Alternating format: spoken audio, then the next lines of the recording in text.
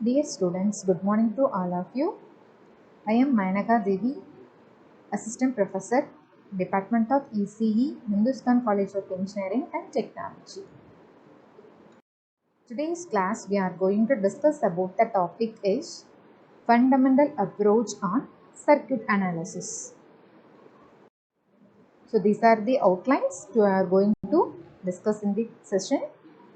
Ohm's law, Kirchhoff's current law, Kirchhoff's voltage law, nodal analysis, mesh analysis. So first one, Ohm's law.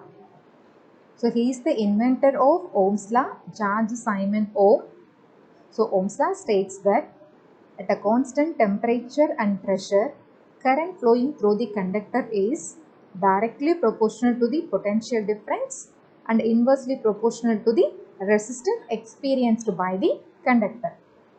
So George Simon Ohm is the German scientist who experimentally determined that if the voltage across the resistor is increased, the current flowing through the resistor also will increase.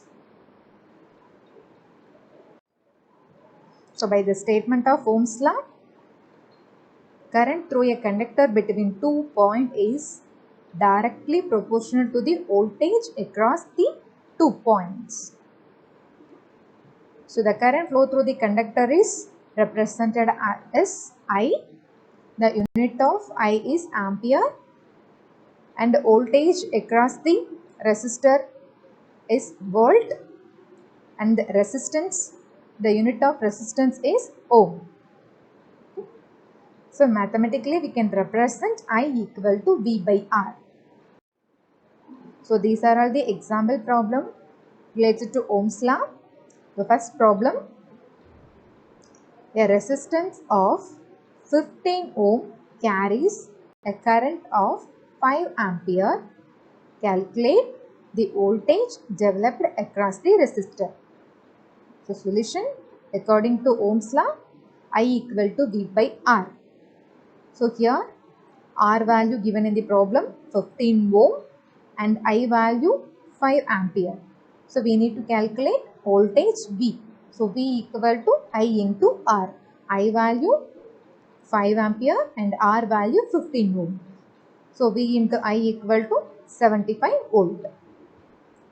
Second problem, calculate the resistance of the iron filament if it operates on 230 volt supply and draws a current equal to 2 ampere. So the given data is voltage 230 volt and the current value 2 ampere. So according to Ohm's law, I equal to V by R, we can reframe the equation R equal to V by I.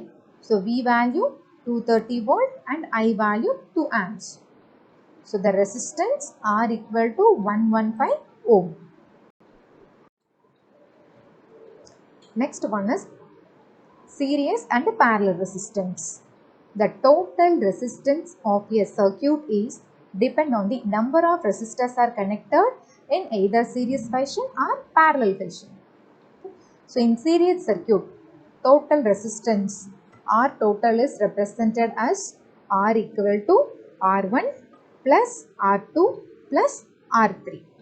In parallel circuit, the total resistance R total equal to 1 divided by R total equal to 1 by R equal to 1 by R1 plus 1 by R2 plus up to etc. 1 divided by Rn.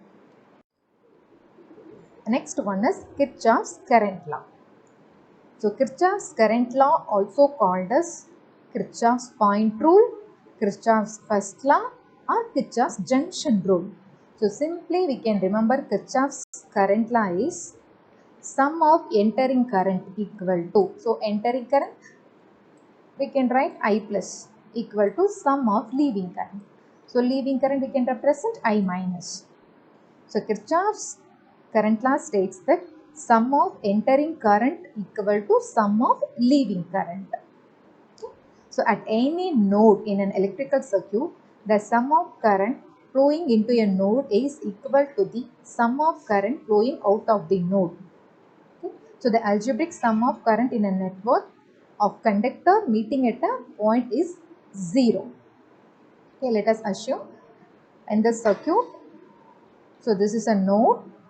Here the I1, I4 are leaving from this particular node, and these two branch currents I2 and I3 are entering to the node. So the current entering the junction is equal to the current leaving that junction. Okay. So here entering current I2 plus I3 and leaving current I1 plus I4.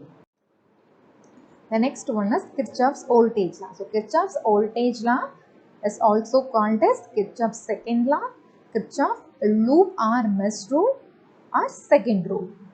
Okay. So the algebraic sum of voltage around any closed path equal to 0. This is Kirchhoff's voltage law, or simply we can say sum of potential rise equal to sum of potential drop. So we can easily remember Kirchhoff's voltage law, V plus equal to V minus. Okay. So potential rise. Rise means the current flowing from negative to positive. This is rise. V plus. Voltage rise or potential rise. So positive to negative, which is equal to drop. Voltage drop V minus. So let us assume this is a closed loop. Here the algebraic sum of voltage around any closed path equal to 0. Okay. So here this voltage V1 plus V2 plus V3 minus V4 equal to 0. The next one is nodal analysis. So nodal analysis is a method that provides the general procedure for analyzing the circuit.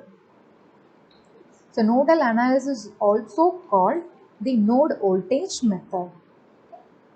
So nodal analysis using Kirchhoff's current law and mesh analysis using Kirchhoff's voltage law. So this nodal analysis and mesh analysis, both the analysis are used to analyze the circuit.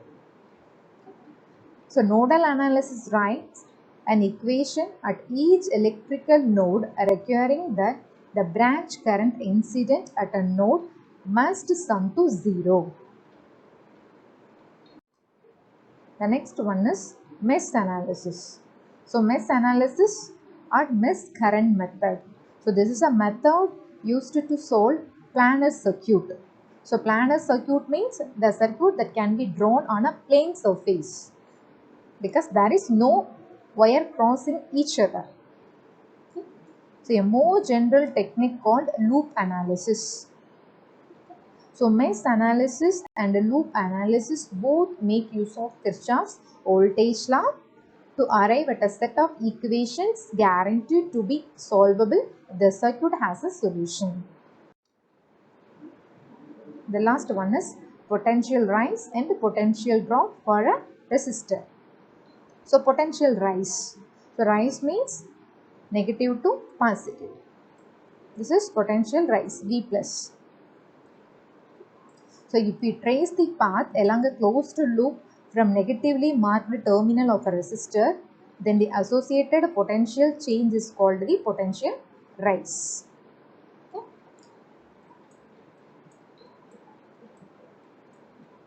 And this is potential drop. If we trace the path along the closed loop from the positive marked terminal to the negative marked terminal, then the associated potential change is called the potential drop. So summary of the today's class. So today we discussed about Ohm's law, Kirchhoff's voltage and current law, mesh and nodal analysis. So dear students, thank you all.